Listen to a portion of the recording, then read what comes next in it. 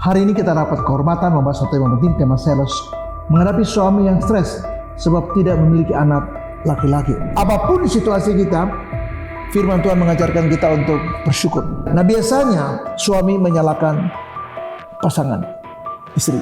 Dia menyalahkan kenapa tidak punya laki-laki.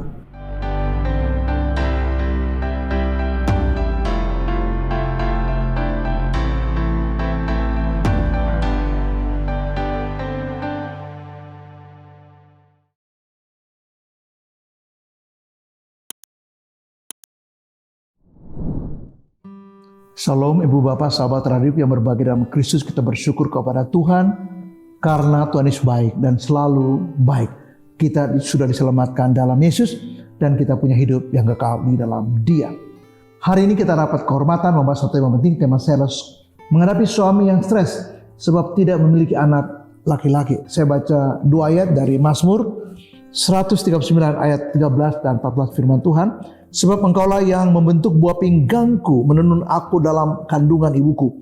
Aku bersyukur kepadamu oleh karena kejadianku yang dahsyat dan ajaib. Ajaib apa yang kau buat dan jiwaku benar-benar menyadarinya.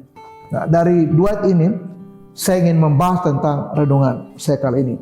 Menghadapi suami yang stres sebab tidak memiliki anak laki-laki. Yang pertama bahwa kita berusaha keras, berjuang supaya kita punya anak. Beberapa orang memang tidak punya anak dan berjuang untuk itu. Beberapa punya anak tapi anak perempuan bukan laki-laki. Ya kita berjuanglah, melakukan usaha lagi, mungkin konsultasi ke dokter. Jadi kita tidak pasif dan merasa sedih, tapi kita berjuang semaksimal mungkin, termasuk pergi konsultasi kepada dokter ahli. Yang kedua ialah kita belajar, ini penting, menerima keberadaan diri kita, istri kita, dan anak-anak kita, laki atau perempuan. Mengapa? Karena ayat ini bilang bahwa kita didesain Tuhan dengan begitu ajaib. Juga anak-anak kita didesain Tuhan dengan begitu ajaib. Dikatakan, aku bersyukur kepadamu oleh karena kejadianku dahsyat dan ajaib. Nah, ketika Allah merancang kita, itu dahsyat dan ajaib. Ketika Allah merancang pasangan kita dan anak-anak kita, itu dahsyat dan ajaib. Nah, mari kita belajar untuk menerima mereka, karena mereka adalah pemberian Tuhan. Yang ketiga ialah kita belajar mempercayakan hidup kita kepada Tuhan. Ini poin yang luar biasa. Sebagai orang percaya, barangkali kita mengharapkan kita punya anak laki-laki dan merasa kalau kita punya anak laki-laki kita lebih bangga. Padahal Tuhan sudah kasih kita anak perempuan. Nah, kita belajar untuk mempercayakan hidup kita, rencana kita, termasuk anak-anak kita, ke dalam tangan Tuhan, sebab kita tahu bahwa rencana Tuhan, rancangan Tuhan itu ajaib dan membawa kebaikan buat kita. Bahwa kita belum mengerti, iya, tapi itu membawa kebaikan buat kita. Hal yang keempat ialah mari dengan iman kita belajar mengimani bahwa barangkali ketika Tuhan tidak memberi kita anak laki-laki, kita harus belajar menerima dengan iman bahwa hidup kita yang demikian itu adalah rencana Tuhan yang indah. Nah, kepercayaan kita atau iman kita akan hal ini membuat kita tenang dan bahagia. Kita tidak mudah untuk menyalahkan diri kita, tidak mudah menyalahkan pasangan kita, tapi kita mengimani bahwa barangkali ketika Tuhan tidak memberi kita anak laki-laki, inilah iman saya mengatakan bahwa ini yang terbaik. Mengapa? Karena Allah yang merancang bagi kebaikan Dia, anak kita, tapi juga buat kebaikan kita, orang tuanya. Nah, yang kelima ialah kita belajar untuk bersyukur.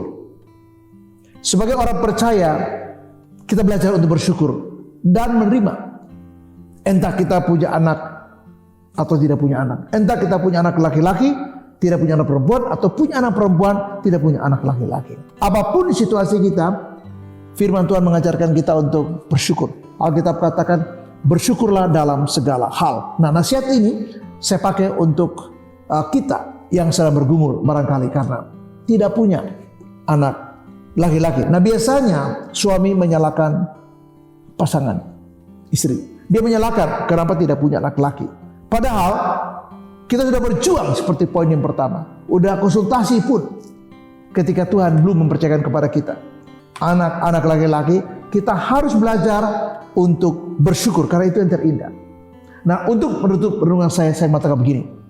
Sayangilah anak-anak kita. Sayangilah mereka.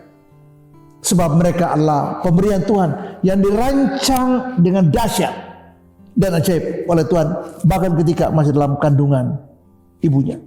Ketika anak-anak kita itu dirancang Allah dengan sebuah tujuan Allah yang membawa kebaikan buat anak itu, membawa kebaikan buat kita orang tuanya, dan memuliakan Tuhan.